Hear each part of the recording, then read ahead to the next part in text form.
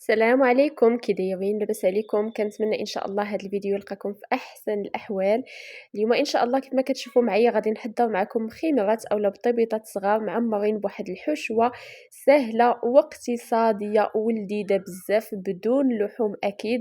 تحضرهم بكل سهوله، كيجيو لذاذين بزاف خفافين بحال الريشه بواحد الحشوه كيف قلت لكم سهله وسريعه واقتصاديه وبنينه بزاف. كيجيو هاد المخمرات خفافين بحال الريشه، واحد العجينه اللي ساهله وبسيطه وكتجينا خفيفه، وواحد الصوبه ان شاء الله اللي غادي تعجبكم صحيه ولذيذه وطريقه ديالها ساهله بزاف. نتمنى ان شاء الله وصفات اليوم ينالوا الاعجاب ديالكم وتجربوهم. بسم الله على بركه الله. اول حاجه غادي نحضر معكم المخمرات اولا البطبوط الصغير معمر.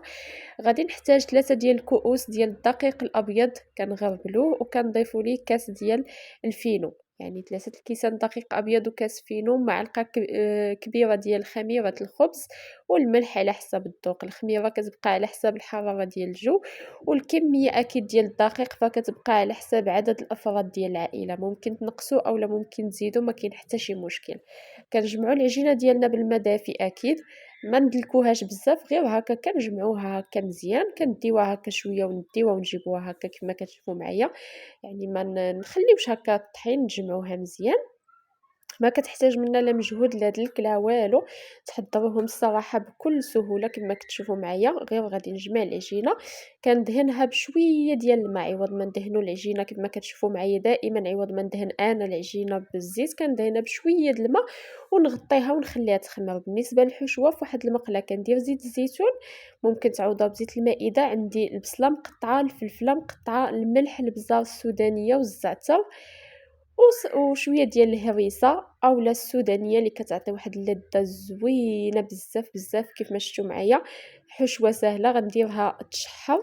وبالنسبه للصوبه فغادي تكون صوبه بالخضر كيف قلت لكم، غنحتاجوا ليها البطاطا، خيزو، القرعه الحمراء، قزبر، معدنوس، ممكن حتى الكرفس علاش لا، 3 ديال الفصوص ديال الثوم، البصله وزيت الزيتون والملح والبزار وشويه ديال السودانيه. فواحد القاميله كندير زيت الزيتون، ديك البصله اللي قطعنا، شويه د الملحه، شويه د البزار، شويه د السودانيه، صافي. وكندير الكاميله ديالي تشحر لينا هذيك البصيله كما كتشوفوا معايا، كنشحروها هكا شويه حتى كتشحر. هنايا كيف ما كتشوفوا راه هذيك البصله والفلافل راه كيتشحروا. الفلفله ممكن تستعملوا اي لون عندكم، انا استعملت اللون الاخضر ولا احمر، ممكن تستعملوا اللي توفر لكم، ما كاين حتى شي مشكل.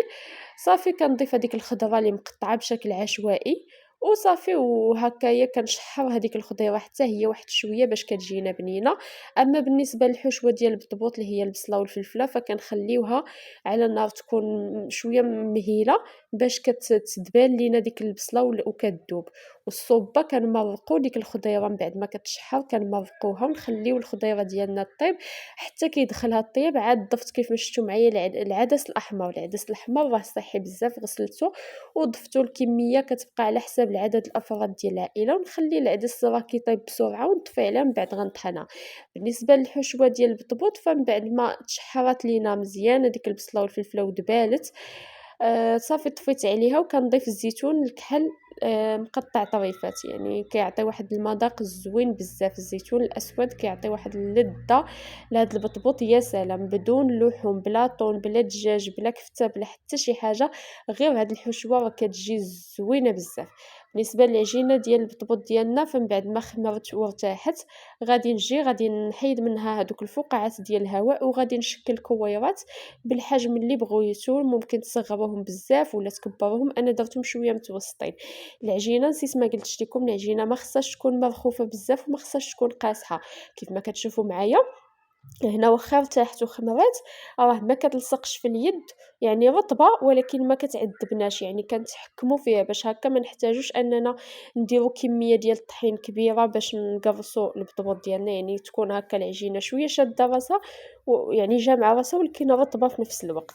من بعد ما شكلت كويرات فغادي نبدا نبسط الكويرات ديالي بهذا الشكل واحد شوية، نحاولوا الجوانب نبسطوهم كتر من الوسط صافي، وكندير معلقة من الحشوة اللي كتكون أكيد تكون بردات من قبل صافي، وكنسد الكويرة ديالي بهذا الشكل هذا، نسدوها مزيان، نديرو شوية ديال الفينو باش نعاونو، ولكن كيف ما قلت لكم ما نكتروش الفينو بزاف كيف ما شفتوا معايا، وكنديرها غير واحد الرشيشه خفيفه بزاف بزاف صافي، وكندير الحشوه وكنسد مزيان مزيان بهذه الطريقه هذه. الطريقه راه واضحه في الفيديو، كيجيو هاد المخيمرات يا سلام يا سلام، وخصوصا لا ضفتوا لهم الزيتون الكحل، وإلا كان شي زيتون زوين فاكيد تيجيو غزالين مع شويه ديال الحار. والسر ديالهم هما ديك البصله والفلفله يتشحروا لينا مزيان حتى كيدبالوا كيطيحوا كيف ما تنقولوا، كيتقلاو مزيان، وفيهم شويه ديال الزعتر حتى هو كيعطي واحد النسمه اللي زوينه صافي. وكنكتفيو بهاد الحشوه هادي، راه اقتصاديه وسهله وبنينه وحتى في الوقت يعني ما كياخذوش منا وقت طويل في التحضير ديالهم. غادي نستمر بنفس الطريقه حتى نكمل البطيبيطات ديالي اولا المخيمرات ديالي كلهم نعمرهم بنفس الطريقه صافي. وممكن تقسموا الحشوة، يعني الحشوة تقسموها على عدد الكويرات باش هكايا يجيكم يعني قد بعضياتهم. انا هنا درت غير عيني ميزاني عمرتهم كاملين صافي، وغادي نبدا مباشره ما نعاودش نخليهم لا يرتاحوا ولا يخمروا مباشره. كنبدا نقرص ونبدا نطيب، راه خليت العجينه ارتاحت المره الاولى وخمرت وما دلكتهاش بزاف، ودابا مباشره غادي نبدا نطيب. داكشي علاش قلت لكم راه توجدوهم بسرعه. هنا كنقرص وكنطيب، خديت واحد المقله ولا بد ما دهنوها بشويه ديال الزيت باش يجيوكم المخيمرات هكا شويه محمرين واللوين ديالهم زويون هكايا. دهنت غير بواحد الدهنه خفيفه ديال الزيت مره وحده يعني، هكا دهنت صافي، وغادي نبدا نطيب. والسر ديالهم في الطياب هو تبقاو تقلبوهم، ما تخليهمش حتى يطيبوا نيشان من التحت عاد تقلبوهم، يعني مره مره هكا قلبوهم ودوروهم باش يجيوكم هكا محمرين واللوين ديالهم يجي زوين ومحمرين هكا من الجناب، ويتحلوا لينا ويجيونا هكا خفافين وما يجيوش العجينه ديالهم مطقسه كيف ما كتشوفوا معايا. يعني درناهم صغار، كنديروا في المقله كنطيبوا يعني 5 حتى 6، ما كاين حتى شي مشكل، 4 5 6 على حسب المقله اللي عندكم. هكا كيف ما شفتوا معايا غادي نستمر بنفس الطريقه حتى نطيب المخيمرات ديالي كلهم كيف ما كتشوفوا، كيجيو كيشهيو غزالين بزاف بزاف، كيجيو العجينه ديالهم خفيفه والحشوه بنينه وسهله. بالنسبه للصوبه فحتى هي من بعد ما طابت ليا العدس، راه حتى طابت الخضيره عاد ضفت داك العدس الاحمر صافي، غير كيغلي صافي كيطيب كنطحن الصوبه ديالي. اللي بغى يزيد واحد شويه ديال زيت الزيتون يزيدو، اللي بغى يخليها هكا يذوق غير الملحه، الا كان الملحه هي هذيك صافي. كنقدموا الصوبه ديالنا مع البطيبيطات وبالصحه والراحه. نتمنى انكم يعني تعجبكم هاد الفكره هذه ديال هاد البطيبيطات وهاد الصوبه، ونتمنى تجربوهم ان شاء الله. والى اللقاء الى فيديو قادم ان شاء الله.